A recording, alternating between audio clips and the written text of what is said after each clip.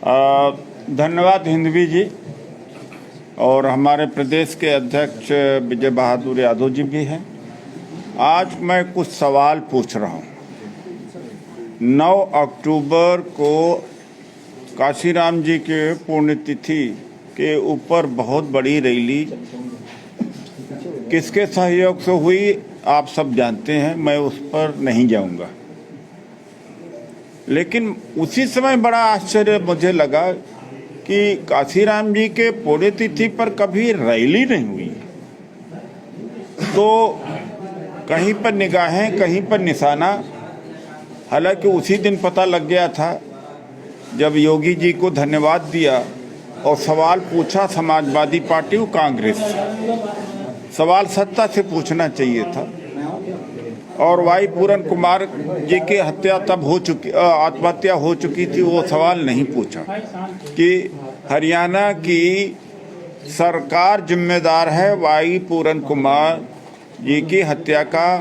हरिओम वाल्मीकि के बारे में नहीं पूछा और सीजीआई के ऊपर जूता फेंका गया, ये सवाल बीजेपी से नहीं पूछा और उल्टा कांग्रेस से पूछा और समाजवादी पार्टी से पूछा।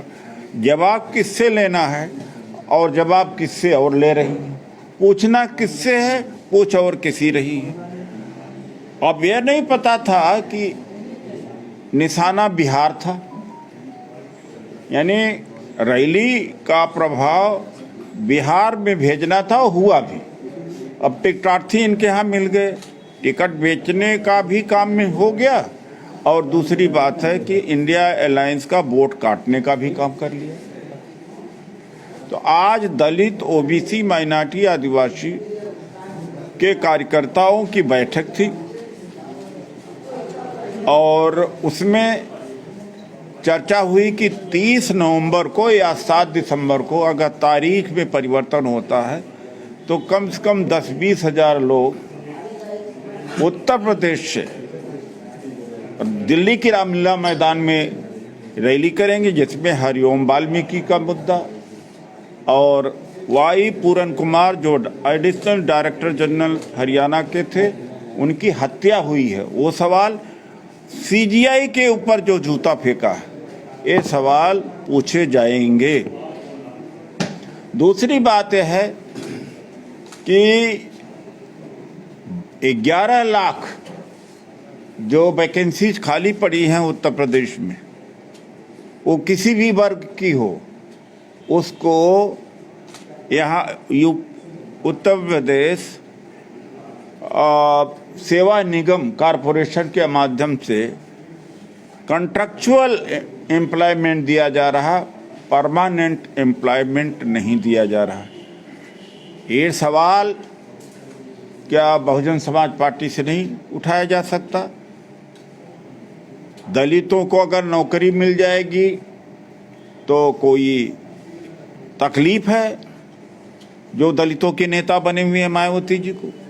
ये सवाल मैं उनसे पूछना चाहता हूँ।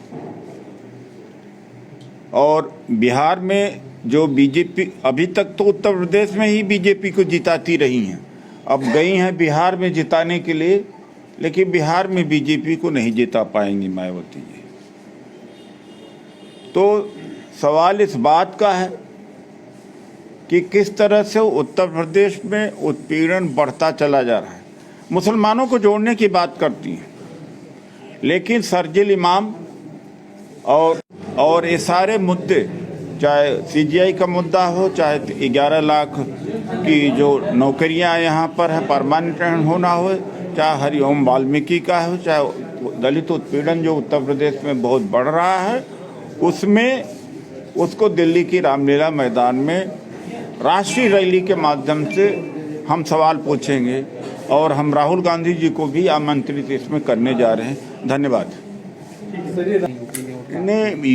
नहीं, यूपी में तो जिताने का काम किया है उन्होंने, लेकिन 2022 में किया है, लेकिन लोकसभा में नहीं कर पाई।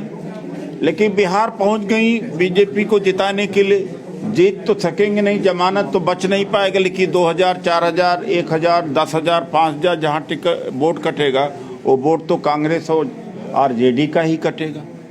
समाजवादी पार्टी तो नहीं लड़ने जा रही, जो बहुत बड़ी पार्टी है, जिसके एक एमपी नहीं है, जो एक एमपी का बगैर पार्टी है, वो चुनाव लड़ने चली गई बिहार के। इस बात का केवल इंडिया गठबंधन को, कांग्रेस को हराना और आरजेडी को हराने की। तो जो एक बात हमने कहा था कि दिल पर, जुबान पर अंबेडकर और दिल में कमल, तो ये सारी जो घटनाएं हैं तथ्य के आधार पर, ये नहीं कि आरोप लगा रहा हूँ कि मायावती जी के जुबान पर अंबेडकर जरूर हैं, लेकिन दिल में कमल है। वो कमल लोगों को दिखना चाहिए कि दिल में कमल है, वो दिखाने का कोशिश कर रहा हूँ पूरे देश में घूमकर। आज प्रधानमंत्री मोदी जी की रैली भी है वहाँ पर और रोड शो भी करेंगे, क्या कहना चाहिए? देखिए, ऐसा है, पता नहीं कैसे जीत जाते हैं चुनाव ये लोग। कुर्सियां हर जगह खाली, चाहे वो नीतीश कुमार जी का, चाहे नड्डा जी का, और चाहे अमित शाह जी का, चाहे, और यहाँ जब राहुल जी जाते हैं, तेजस्वी जी आते हैं, तो मैदान तो भर जाता है, लोग पेड़ पर चढ़ जाते हैं, वहाँ से देखते हैं, फिर खिड़कियों पर लटके रहते हैं, छतों पर चले जाते हैं, भीड़ वहाँ दिखती है और कलाकारी यहाँ कर देते हैं। तो ये जो भीड़ है वो वोट में क्यों तब्दील नहीं हो रही? ये कहने की बात है, ये नैरेटिव बिल्डअप किया है कि भीड़ है तो वोट में तब्दील, वो चोरी होती है, वोट की चोरी होती है। SIR पे क्या कहना चाहेंगे? SIR के विरोध।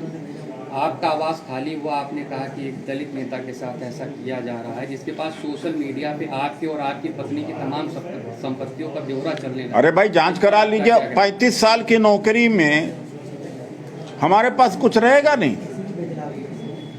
हमारी वाइफ को 1.25 लाख रुपया तो उनको पेंशन मिलता है, 35 साल के नौकरी में भिखारी रहूंगा? अजीब सवाल है भाई। वो तो इलेक्शन कमीशन में हमने डिक्लेयर किया है, पेट्रोल पंप का मालिक मैं, वो मत मेरिट पर लिया था, कोई सिफारिश नहीं, जब एमपी नहीं था। और मेरी wife special security government of India का। ये 35 साल की जो कमाई से, और जो हम प्लाट समय समय पर प्लाट रखते गए आगे का इंतजाम के लिए, और यहाँ 200 करोड़ 300 करोड़ में एमपी बने, उनकी जांच क्यों नहीं होती? कर ले भाई जांच। ये एक्चुअली क्या हुआ कि वाई पूरन कुमार का मामला उठाया। हरियाणा में सरकार कौन चलाता है? खट्टर जी चलाते हैं। नायब सिंह सैनी ने खुद ही कहा कि मैं तो चपरासी का ट्रांसफर नहीं कर सकता। जब रामदास अठावले, संदीप वाल्मीकि गए मिलने के लिए कि वाई पूरन कुमार के हत्या के आरोपी वहाँ के director general police Shatrujeet Kapur जिम्मेदार हैं, इनको ट्रांसफ़र किया जाए, तो चीफ मिनिस्टर ने कहा कि और 2 और लोग 4 साल से बिना बेल के जेल में हैं।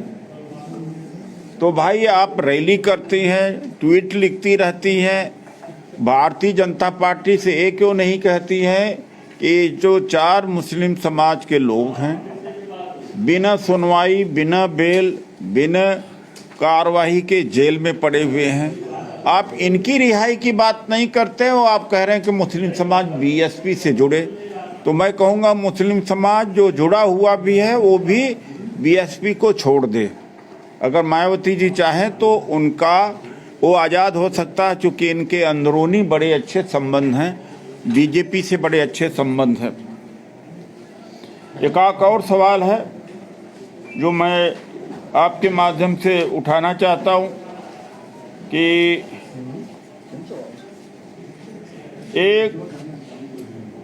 एक और मामला कानपुर का है, वो करसा, वहाँ करसा प्राथमिक विद्यालय में, जहाँ पर प्रिंसिपल ने, जो प्राचार्य हैं प्रीति शर्मा जी ने, रसोइया वाले से शौचालय साफ करने के लिए मजबूर किया और आयोग ने उनके खिलाफ FIR दर्ज करने का आदेश दिया। अभी तक प्रीति शर्मा के खिलाफ कोई कार्रवाई नहीं। मैं उत्तर प्रदेश और लखनऊ में खास तौर से बड़े बातूनी दलित कर्मचारी अधिकारी हैं, लेकिन जब एक IPS को मजबूर होकर आत्महत्या करना पड़ा तो एक श्रद्धांजलि नहीं दे सकते? मुझे दिल्ली से आकर के यहाँ उनको श्रद्धांजलि देना पड़ा, हरिओम वाल्मीकि को श्रद्धांजलि देना पड़ा, और सीजीआई के ऊपर जो जूता फेंका गया है उसका प्रोटेस्ट यहाँ पर एक मीटिंग के द्वारा करना पड़ा। मैं उनसे भी सवाल पूछता हूँ। तो इस तरह से एक दलित समाज की तरफ से, बहुजन समाज की तरफ से, बहुजन समाज पार्टी से मैं सवाल पूछता हूँ और पूछा है कि सत्ता में कौन है? बीजेपी है, तो सवाल बीजेपी से करें। लेकिन आप धन्यवाद के लिए पुण्यतिथि है मानवर काशीराम जी की, और आपने पूरे अपने रैली को परिवर्तित कर दिया बीजेपी को धन्यवाद करने के लिए, प्रशंसा करने के लिए। क्या यही बहुजन आंदोलन है? क्या यही दलित आंदोलन है? तो जो मैंने पहले कहा था, जिसके ऊपर बीएसपी का बड़ा प्रतिक्रिया हुई, हो सकता आज भी बड़ा भयंकर प्रतिक्रिया हो। मेरा पुतला तो इन्होंने जलाया ही है। तो मैं इनसे ये पूछता हूँ, बीएसपी के लोगों से, कि जो सत्ता में है उससे सवाल पूछते हैं कि जो सत्ता में नहीं उससे सवाल पूछने का कार्य कर रहे हैं, आज का करा रहे हैं। तो खट्टर जी का मंत्रालय है, कोर्ट में हमारा केस था, मेरा केस कोर्ट में था, 28 तारीख को डेट लगी नहीं थी और 24 को आकर सारा सामान फेंकवा दिया। हमने कहा भाई, हम दलितों को पहले से ही खेत खलिहान में रहना पड़ता था, कौन सा महलों में रहना पड़ता, तो हमारी आदत है। तो पूरी रात मैं अपना सामान लेकर के सड़क पर रहा हूँ।